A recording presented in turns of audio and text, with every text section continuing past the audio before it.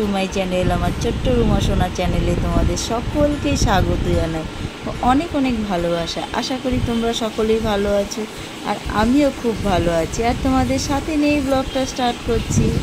আশা করি আজকের ব্লগটা তোমাদের ভালোই লাগবে। জামা কাপড় সব আজকে কেচে টেচে এগুলো সমস্ত কিছু গুছিয়ে ভাঁজ করে উঠলাম। আর সব থেকে মানে যত দিন যাচ্ছে না তত গরমটা অতিরিক্ত সত্যিই পড়ছে, খুব কষ্ট হয়ে যাচ্ছে বিশেষ করে। আর সব থেকে বড়ো কথা কি, এখন হলো যেহেতু স্কুলে পরীক্ষাও চলছে, বেরোতে হচ্ছে, কিছু করার নেই। মানে ঘরে যতটা না কষ্ট হচ্ছে গরমে, তার থেকে ডবল কষ্ট হচ্ছে বাড়ির বাইরে বেরোতে।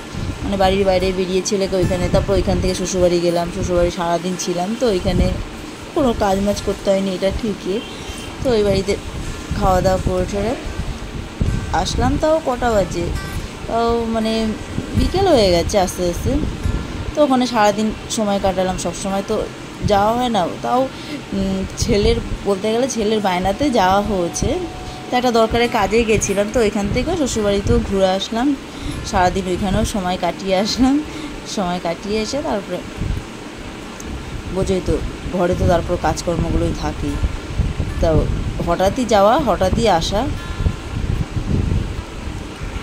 এই সমস্ত কিছু সব কাজ সেরে তারপর আবার ধরো রাতের দিকে রান্না আছে, যেহেতু সারাদিন সকালের দিকে মর্নিংয়ের দিকে রান্না করেছিলাম, আর মর্নিংয়েই হলো জামা কাপড়গুলো কেচে আবার যখন হলো যাই ছেলেকে নিয়ে, তখন তোমার হলো সমস্ত জামা কাপড়গুলো সব ঢুকিয়ে রেখে গেছিলাম। তো এগুলো সব কিছু মানে কিছুটা গুছিয়ে রেখে গেছিলাম, আর কিছুটা বাইরে ছিল, সেগুলো বিকেলবেলা মানে সন্ধ্যাবেলার দিকে এসে সেই সব জামা কাপড়গুলো তুলে সেইগুলো আবার ভাঁজ করে রাখলাম। আর যেগুলো একদম ভালো সেগুলো তারের মধ্যে দিয়ে গেছিলাম, মানে ঘরের মধ্যে। তো এই সমস্ত কিছু গুছিয়ে পরিষ্কার করে উঠতে মানে কোথা দিয়ে টাইম কেটে গেলো নিজেও বুঝতে পারলাম না। আর সব থেকে বড়ো জিনিস কি, মানে জানি না অনেকে হয়তো মানো, অনেকে হয়তো করো, আর এই চৈত্রি মাস বলে কথা হলো, অনেকে হয়তো শীতল পান্তা খাও, তো আমরাও সেটা মানে মানি, সেটা মানে পরের দিন করব। তো ওর জন্য মানে আগের দিন রাতে রান্নাটা করে রাখি, পরের দিন তো আর যতক্ষণ না পুজো হয় ততক্ষণ মানে রান্না করতে নেই। একদম সেই রান্না করতে করতে সন্ধ্যের পর ওই 8টার দিকে, তখন হয়তো চা খাওয়ার টাইম, সেই টাইমে হয়তো রান্না করব। তা এই সমস্ত কাজগুলো সব মানে করতে এগুলো সময় লাগবে, যেহেতু ডালগুলো ভিজিয়ে রেখেছি, সেইগুলো আগে তো মানে শিলনোড়াতে ডাল করতাম, পেস্ট করতাম, তা এখন তো মিক্সি মেশিন হয়ে গেছে, সত্যি অনেক সুবিধা। তো ভিজিয়ে রেখেছি মিক্সি মেশিনে, এখনও করিনি। মিক্সার মেশিনে পেস্ট করে তারপরে সেগুলো হয়তো ডালের বড়া এগুলো সব করতে হয়তো সময় লাগবে, ভেজানো আছে, তো এগুলো সব রেডি করব, করে তারপরে রান্না করতে করতে এখনও তো যেহেতু টাইম আছে, 10টা 11টার আগে রান্না কমপ্লিট করব যেভাবে হোক।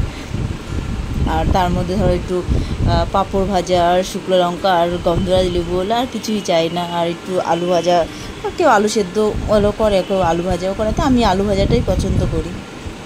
শীতল পান্তা বলে কথা, টোটালটাই নিরামিষ, তো যেহেতু আগের দিন রাতের বেলা সব রান্না করে রাখতে হয়, পরের দিন তোমার যতক্ষণ না পুজো হয় ততক্ষণ তোমার ওই এগুলো সমস্ত কিছু হলো আগুন টাগুন কিছুই ধরাতে নেই।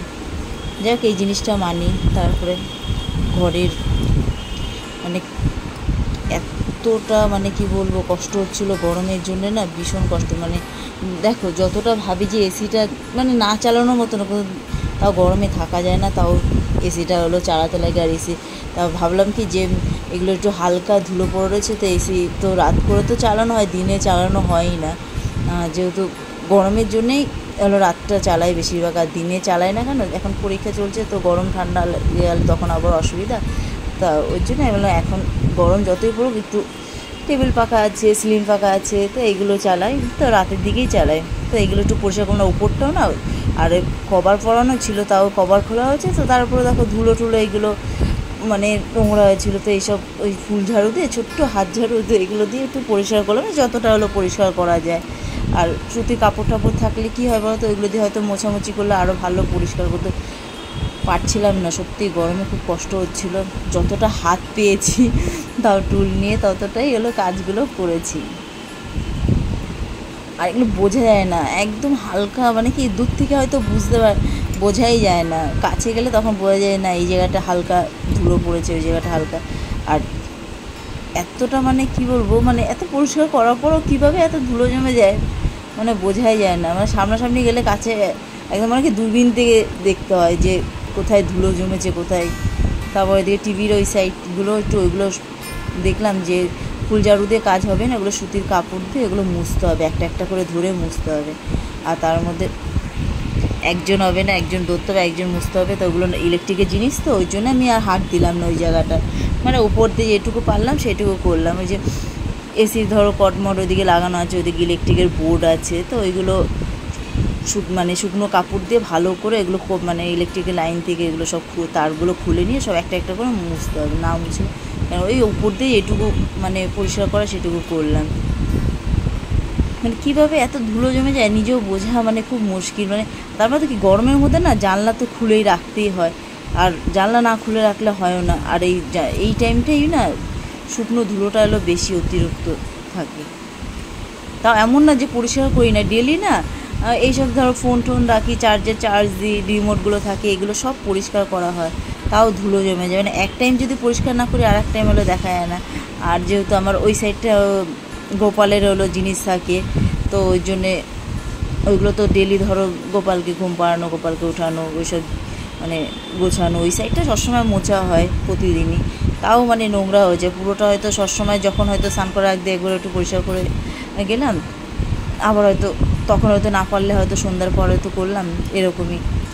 মানে কী বলো তো, যখন সময়গুলো পাই তখন হয়তো করি, আর যখন সত্যি শরীর দেয় না তখন পারি না করতে, তখন হয়তো পরে করি।